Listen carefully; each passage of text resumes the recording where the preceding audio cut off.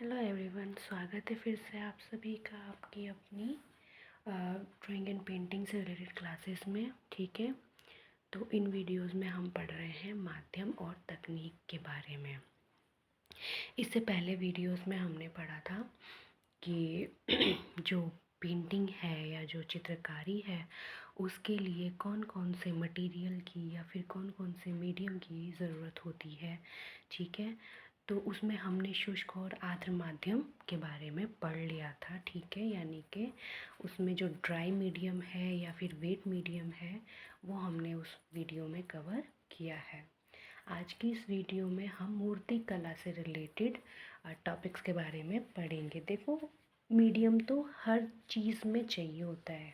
ठीक है, चाहे वो मूर्ति कला हो, चाहे वो ग्राफिक हो, चाहे वो वॉल पेंटिंग हो, चाहे कोई भी पेंटिंग हो। ठीक है, तो हर चीज़ में मीडियम और टेक्निक होती है, दोनों में, हर जगह। ठीक है, अगर हम काम कर रहे हैं तो हमें पता होना चाहिए कि इसमें कौन सी मीडियम और कौन सी टेक्निक हमें जो है इस्तेमाल करनी है। भले ही हमने मूर्तिकला नहीं की है या फिर जो लोग मूर्तिकला करते हैं उनको इस बारे में सबसे ज़्यादा पता होगा। ठीक है, जो मूर्तियाँ बनाते हैं, जैसे फाइन आर्ट्स के स्टूडेंट होते हैं उनके पास ये चीज़ रहती है, उनको सब पता होता है।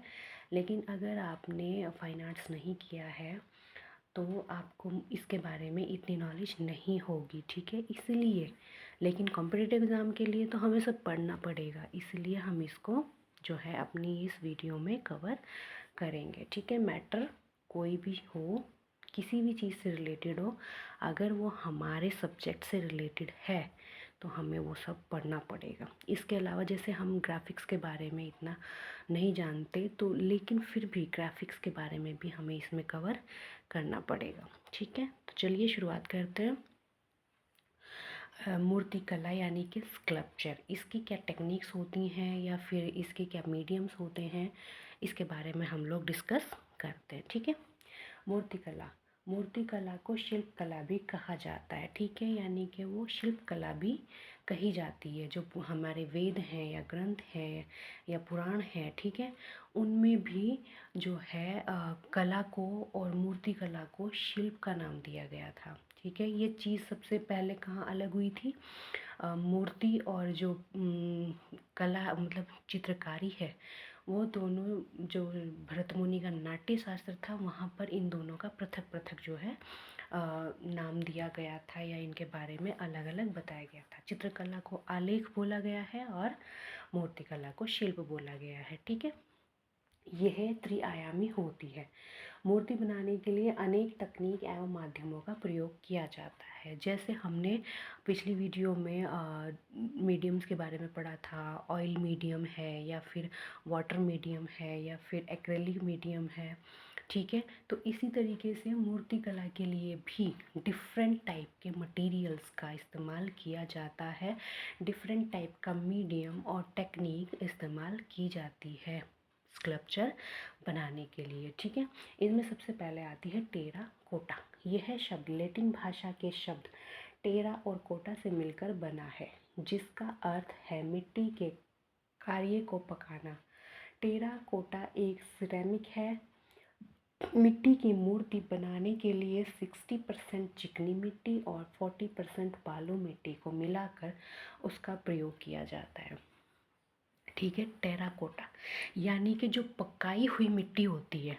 ठीक है, चाहे उसकी वस्तु कुछ भी हो, चाहे उसमें मूर्तियाँ हों, चाहे उसमें बर्तन हों, चाहे उसमें अन्य कोई भी सामान हो, अगर मिट्टी से चीज़ें बनाकर उनको पकाया गया है तो वो टेराकोटा या सिरेमिक के अंतर्गत आता है। ठीक है, तो ये क्या है? ये एक लैटिन भाषा का शब्द है। जो टेराकोटा है वो लैटिन भाषा का एक शब्द है। ठीक है, जो टेरा और कोटा से मिलकर बना है। यहाँ पर टेरा का जो अर्थ होता है यानी कि मतलब होता है मिट्टी, और कोटा का जो अर्थ होता है वो होता है पकाना। ठीक है, यानी कि सीधा सीधा क्या हो गया कि मिट्टी की चीज़ों को या मिट्टी के कार्य को या मिट्टी को पकाना टेराकोटा कहलाता है। ठीक है। अब देखो, जब हम मिट्टी से कोई सामान, कोई वस्तु या कोई मूर्ति बनाते हैं तो उसके लिए हमें 60% चिकनी मिट्टी चाहिए होती है और 40% बालू मिट्टी चाहिए होती है। ठीक है, इन दोनों को आपस में मिलाकर टाइट गूंद लिया जाता है और उसके बाद उससे वस्तुएं बनाई जाती हैं। जैसे फॉर एग्ज़ाम्पल कुम्हार, कुम्हार के बारे में आप जानते हैं कि वो मिट्टी के बर्तन बनाता है, दिए बनाता है। ठीक है, तो इस तरीके से वो भी अपने इस मिट्टी को तैयार करता है, उसके बाद चाक पर उसका प्रयोग करता है और उसके बाद उनको सुखाकर वो आग में पकाता है। ठीक है, ये दिखने में कैसी होती है, ये मतलब जब इनको हम बना लेते हैं तो ये लाल या भूरे रंग की चीज़ें हमारे सामने आती हैं। जो टेराकोटा से बनाई गई होती हैं वो लाल या भूरे रंग की होती हैं। ठीक है, इनके ऊपर मतलब सजावटी काम भी कर किया जा सकता है लेकिन ज़्यादा नहीं कर सकते। जैसे आपने देखा है कि मटका, जिस मटके में हम पानी पीते थे, ठीक है, तो वो कैसे रंग का होता है, वो लाल रंग का होता है, अंदर से उसका कैसा वो रहता है। ठीक है, तो ये चीज़ आप लोग समझ गए कि टेराकोटा क्या है। ठीक है, टेराकोटा में किस तरीके से काम करते हैं। इसकी जो मूर्तियाँ होती हैं वो भी सेम ऐसी ही बनाई जाती हैं। पहले एक मिट्टी तैयार की जाती है, उसके बाद हाथों से इसको बनाया जाता है। ठीक है, और सुखाने के बाद इसको आग में पका लिया जाता है ताकि उसमें मजबूती आ सके। ठीक है, वैसे ये जो है यहाँ पर एक चीज़ और बता देती हूँ मैं कि जो टेराकोटा है वो राजस्थान की एक प्रसिद्ध हस्तकला है। ठीक है, यानी कि मिट्टी से बनाने का काम वहाँ पर किया जाता है राजस्थान में। ठीक है, वहाँ पर उससे बनाई हुई वस्तुएं, मूर्तियाँ, अन्य चीज़ें, अन्य सामग्री भी मिलती है। तो ये राजस्थान की एक प्रसिद्ध हस्तकला है, यानी कि हाथ से किए जाने वाला काम है। ठीक है, दूसरा आता है इसमें कांस्य ढलाई। ढलाई का मतलब होता है कास्टिंग, यानी कि जो मूर्ति बनाने का जो प्रोसेस होता है। ठीक है, मूर्ति बनाने का जो प्रोसेस होता है उसको ढलाई या कास्टिंग बोलते हैं। कांस्य क्या है, कांस्य एक मिश्र धातु है। ठीक है, आपने सुना होगा जैसे टीन होता है, लोहा होता है, तांबा होता है, पीतल होता है, उसी तरीके से कांसा भी एक धातु है लेकिन वो दो तीन चीज़ों से मिलकर बनाई जाती है। ठीक है, तो कांसा एक मिश्र धातु है। ब्रॉन्ज कास्टिंग में जस्ता, टीन और तांबा मिलाकर कांसे से मूर्तियाँ बनाई जाती हैं। ब्रॉन्ज की मूर्तियों पर रंग लगाने के लिए एसिड का प्रयोग किया जाता है। ठीक है, तो जो कांसा है देखो, उसको बनाने के लिए क्या करते हैं कि उसमें जस्ता, टीन और तांबा, इन तीनों चीज़ों को मिलाया जाता है। मिलाया कैसे जाता है, उनको लिक्विड फॉर्म में मिलाया जाता है। ठीक है, यानी कि इनको पकाया जाता है साथ में, और जब ये द्रव्य अवस्था में आ जाते हैं तब इनसे मूर्तियाँ बनाई जाती हैं। अब जैसे ये द्रव्य अवस्था में आ गए तो मूर्तियों को बनाने के लिए एक सांचे की ज़रूरत पड़ती है जिसमें इसको पिघली हुई धातु को डाला जाता है और सूखने के बाद या सेट होने के बाद उस सांचे को तोड़कर मूर्ति को अलग कर लेते हैं। ठीक है, इसके लिए डिफरेंट टाइप के सांचे इस्तेमाल किए जा सकते हैं, लेकिन जो कांस्य ढलाई है उसमें जो है मिट्टी का सांचा भी एक तरह का माध्यम हो सकता है कि मिट्टी से बनाकर उस सांचे में पिघली हुई धातु को डालकर उसके बाद जब सेट हो जाए तो उसको तोड़ा जा सकता है। ठीक है, आप लोगों ने सिंधु घाटी के बारे में पढ़ा होगा या फिर जो जनरल सी चीज़ है वहाँ वहाँ के बारे में बता देती हूँ कि जो मोहनजोदड़ो है वहाँ से हमें एक नर्तकी की मूर्ति प्राप्त हुई है। ठीक है, सिंधु घाटी की सभ्यता से एक नर्तकी की मूर्ति प्राप्त हुई है जो कांसे से बनी हुई है और उसको बनाने के लिए एक विधि का प्रयोग किया गया था जिसको मधुचिस्ट या लॉस्ट वैक्स प्रोसेस बोलते हैं। ठीक है, उसमें वो लोग क्या करते थे कि पहले मोम से मूर्ति बनाते थे, उसके बाद उसके ऊपर मिट्टी का लेप लगा देते थे। ठीक है, और सूखने के बाद जब वो उस पर मिट्टी का लेप लगाते थे और उसमें दो होल बनाए जाते थे तो उसके बाद जब वो सूख जाती थी उसको आग में पकाया जाता था, यानी कि उसको आग में पकाते थे, जिससे मोम जो था वो पिघल कर बाहर आ जाता था और बाद में उसमें पिघली हुई धातु को डालकर मूर्ति बनाई जाती थी। ठीक है, तो यही चीज़ यहाँ पर भी हो सकती है। उस विधि जो है उसके बारे में हम आगे डिस्कस करेंगे। इसमें आप ये चीज़ ध्यान रखिए कि ब्रॉन्ज कास्टिंग में किन वस्तुओं का और कितनी मात्रा में प्रयोग होता है। ठीक है, तो इसमें 3 धातुओं का प्रयोग हो रहा है, जस्ता, टीन और तांबा। कितने परसेंट इस्तेमाल हो रहा है? जस्ता 3%, टीन 7% और तांबा 70%। बहुत डीप चीज़ है ये और एग्ज़ाम में पूछ ली जाती है। इनका साइन दे देते हैं और पूछ लेते हैं कि कितनी मात्रा इनकी होनी चाहिए ब्रॉन्ज कास्टिंग के लिए या कांस्य ढलाई के लिए। ठीक है, इनकी मूर्तियाँ बनाने के लिए ये चीज़ आप ध्यान रखिए। जस्ते का ZN साइन होता है, टीन का SN और तांबे का CU। ठीक है, इनका परसेंटेज और साइन आप दोनों चीज़ याद कर लीजिएगा। दूसरी बात, इस पर पेंट करने के लिए, ठीक है, यानी कि इस पर रंग लगाने के लिए, ये जो कांसे की मूर्तियाँ होती हैं इस पर रंग लगाने के लिए एसिड का प्रयोग किया जाता है। ठीक है, इसमें ऑयल या पानी की ज़रूरत नहीं होती और ना ही उनसे काम किया जाता है। जब ये मूर्तियाँ तैयार हो जाती हैं तो इन पर रंग लगाने के लिए एसिड का प्रयोग करते हैं। ठीक है, इसमें डिफरेंट टाइप के रंगों के लिए डिफरेंट टाइप का एसिड यूज़ किया जाता है। जैसे नीला रंग लगाने के लिए नाइट्रिक एसिड का प्रयोग करते हैं। ठीक है, वैसे ही अलग अलग कलर के लिए अलग अलग एसिड का इस्तेमाल किया जाता है। ये समझ में आ गया। अब आती है सांचा विधि, मोल्ड मेथड। ठीक है, वैसे तो विधि का मतलब ये होता है कि सांचे से तो कई सारी जो है हम मूर्तियाँ बना सकते हैं, लेकिन ये थोड़ा अलग है। इसमें इस विधि में प्लास्टर ऑफ पेरिस यानी कि POP की मूर्तियाँ बनाई जाती हैं। प्लास्टर ऑफ पेरिस के बारे में सभी लोग जानते हैं, कुछ लोगों ने उसमें काम भी किया होगा। सांचे के अंदर सरसों का तेल का लेप लगाते हैं, उसके बाद प्लास्टर ऑफ पेरिस डाला जाता है। सूखने के बाद सांचे से मूर्ति को अलग कर लेते हैं। ठीक है, तो अब इसके लिए एक रबड़ का सांचा होता है। ठीक है, ये जो POP की मूर्तियाँ बनाते हैं इसके लिए एक रबड़ का सांचा होता है। उसमें सबसे पहले क्या करते हैं कि सरसों का तेल लगाते हैं और उसके बाद सरसों का तेल लगाने के बाद जो POP है, जो प्लास्टर ऑफ पेरिस है, उसका एक गाढ़ा घोल तैयार किया जाता है और वो घोल उस सांचे में डाला जाता है। ठीक है, ये सांचे किसी भी तरीके के हो सकते हैं, वो चारों तरफ से बंद भी हो सकते हैं या फिर वो एक साइड से खुले भी हो सकते हैं। वो मूर्तिकार के ऊपर डिपेंड करता है कि वो किस तरीके से मूर्तियों को बना रहा है। ठीक है, जो चारों तरफ से बंद होते हैं वो खोलने वाले सांचे होते हैं, उनको खोलकर मूर्तियों को बाहर निकाला जाता है। और जो एक साइड से होते हैं वो उनको हटाकर या उनसे मूर्तियों को खिसका कर उनसे अलग किया जाता है। ठीक है, तो इसमें डिफरेंट टाइप की टेक्निक्स इस्तेमाल होती हैं, वो मूर्तिकार के ऊपर डिपेंड करता है। तो यहाँ पर रबड़ का सांचा इस्तेमाल किया जाता है और उसमें सरसों का तेल लगाने के बाद एक गाढ़ा घोल, जो प्लास्टर ऑफ पेरिस है उसमें गाढ़ा घोल डाला जाता है और जब वो सेट हो जाता है, यानी कि जब वो टाइट हो जाता है, तो उससे उसको अलग कर देते हैं। ठीक है, ये हो गया।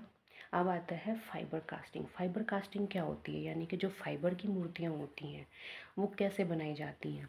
इसमें रेजिन, कैटलिस्ट, हाइनर, मैट, मोबिल ऑयल और सरसों का तेल प्रयोग किया जाता है। देखो, इनमें जो चीज़ें इस्तेमाल हो रही हैं उनके बारे में आप लोगों को बहुत डिटेल से और बहुत ध्यान से पढ़ना पड़ेगा, क्योंकि नेट के एग्ज़ाम में यही चीज़ें कंफ्यूज करती हैं। इनमें से कोई भी चीज़ वो पूछेंगे, प्रोसेस पूछेंगे। ठीक है, नेट के एग्ज़ाम में क्वेश्चंस कैसे आते हैं, वो किसी भी तरीके से आ सकते हैं, किसी भी चीज़ से संबंधित हो सकते हैं। वो मीडियम टेक्निक से संबंधित हो सकते हैं, वो आर्टिस्टों से संबंधित हो सकते हैं, वो पेंटिंग से संबंधित हो सकते हैं। उसमें डिफरेंट टाइप के क्वेश्चंस कैसे आते हैं कि इनका सही अनुक्रम लगाइए। ठीक है, अगर आप लोगों ने नेट का एग्ज़ाम दिया है तो आपको पता होगा कि किस तरीके से उसमें क्वेश्चंस पूछे जाते हैं। तो जब तक हमें उसका प्रोसेस नहीं पता होगा, माना अगर आपसे पूछ लिया जाए कि फाइबर कास्टिंग में सही प्रोसेस क्या होता है मूर्ति बनाने का, तो जब तक आपको इसकी चीज़ें ही नहीं पता होंगी तो आपका आंसर सही नहीं हो सकता। इसलिए ये सारी चीज़ें आपको ध्यान में रखनी है कि किस में किस तरीके से काम किया जाता है, ठीक है। कांस्य ढलाई में कैसे काम करते हैं, फाइबर कास्टिंग में कैसे करते हैं, सीमेंट कास्टिंग में कैसे करते हैं, या फिर टेराकोटा में कैसे करते हैं। तो ये सारी चीज़ें आपको जनरल सी बात पता होनी चाहिए, ठीक है। तो इसमें रेजिन, कैटलिस्ट, हाइनर, मैट, मोबिल ऑयल और सरसों का तेल प्रयोग किया जाता है। रेजिन और कैटलिस्ट को बराबर मात्रा में मिलाकर सांचे में लगाते हैं, उसके बाद मैट लगाते हैं। ऐसा 2-3 बार करते हैं। उसके बाद सांचे को सुखाकर या तोड़कर मूर्ति को बाहर निकाल लेते हैं, ठीक है। ये इसका प्रोसेस है कि किस तरीके से इसमें काम किया जा रहा है। सबसे पहले रेजिन और कैटलिस्ट को बराबर मात्रा में मिलाकर किस में लगा रहे हैं, हम सांचे में लगा रहे हैं। उसके बाद मैट लगाते हैं और 2-3 बार ऐसा करने के बाद सांचे को सुखाकर या तोड़कर मूर्ति को बाहर निकाल लेते हैं, ठीक है। ये फाइबर कास्टिंग हो गया। अब आता है सीमेंट कास्टिंग। इसमें सांचे में सरसों का तेल लगाया जाता है, उसके बाद सीमेंट का पतला घोल लगाया जाता है और उसके बाद सीमेंट का गाढ़ा घोल, ठीक है। यानी कि जो हमारे पास इसका सांचा होता है सीमेंट का, मतलब सीमेंट की मूर्तियों का, तो उसमें हम क्या करते हैं, सबसे पहले उसमें सरसों का तेल लगा देंगे जिससे सीमेंट उस सांचे से चिपके ना। और उसके बाद एक सीमेंट का पतला घोल, ठीक है, पतला घोल उसमें फैलाएंगे और उसके बाद उसमें कंकड़ और रेत और सीमेंट का गाढ़ा घोल, उसमें सरिया भी इस्तेमाल किया जा सकता है, ठीक है। वो मूर्ति कितनी बड़ी है या किस तरीके से बना रहे हैं या कोई अन्य वस्तु किस तरीके से बना रहे हैं सांचे का इस्तेमाल करके, तो उसमें हम वो सारी चीज़ें फिट करते हैं या लगाते हैं ताकि वो जो है टूटे ना, ठीक है, उसको सपोर्ट मिल जाए अंदर से। तो उसके बाद उसमें गाढ़ा घोल फैलाते हैं और सेट होने के बाद सांचे से मूर्ति को अलग कर लेते हैं। देखो, सांचे से मूर्ति को अलग करने के कई तरीके हैं, वो डिपेंड करता है हमारा सांचा किस तरीके से है। वो खोलने वाला सांचा है या जिसको हम खोल नहीं सकते, वो तोड़कर हम उससे मूर्ति को बाहर निकालेंगे या फिर उससे खिसका कर हम मूर्ति को बाहर निकालेंगे, ठीक है। ये चीज़ हम नहीं जानते, ये केवल वही लोग जानते हैं जो इस तरीके का काम करते हैं। लेकिन हमें बस पता होना चाहिए कि इनका प्रोसेस क्या होता है, इनकी जो प्रक्रिया है वो किस तरीके से की जाती है मूर्तियाँ बनाने के लिए, ठीक है।